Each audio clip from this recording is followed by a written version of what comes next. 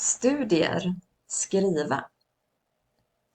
En vän skriver till dig och berättar att hen ska börja läsa svenska. Vännen ber om tips på hur hen kan lära sig svenska så fort som möjligt. Skriv ett mejl och berätta lite om hur du gjorde när du lärde dig svenska. Ge din vän tips på vad hen kan göra för att lära sig svenska snabbt. Exempel. Hej Anna! Så kul att du ska börja läsa svenska. Det kommer säkert att gå jättebra. När jag började läsa svenska tyckte jag att det var svårt. Men jag gjorde ett schema för när jag skulle studera. Jag planerade att studera 2 timmar varje kväll innan jag somnade. Då satt jag själv i mitt rum och det fanns ingenting som störde mig. Så mitt första tips är att göra en plan för när du ska studera. Mitt andra tips är att fundera på vilka vanor du kan byta ut mot studier.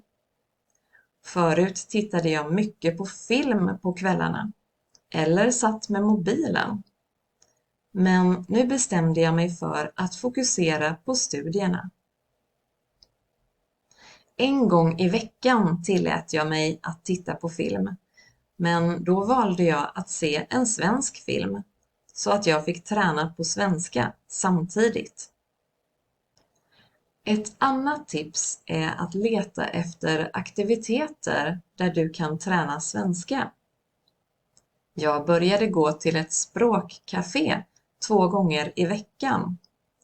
Där fick jag prata svenska med andra som också var nybörjare i språket. Då fick jag nya vänner samtidigt som jag fick lära mig ett nytt språk. Det som hjälpte mig mest med språket var ändå att läsa. Jag lånade böcker på biblioteket och jag lånade också samma bok som ljudbok så att jag kunde höra orden jag läste. Att lära sig ett bra uttal är något av det viktigaste, tycker jag. Så jag härmade ofta nya ord jag hörde, tyst för mig själv. Jag skrev också ner alla nya ord i en skrivbok och tränade på dem många gånger. Jag hoppas att det kommer att gå jättebra för dig att lära dig svenska. Lycka till! Kram, Lena.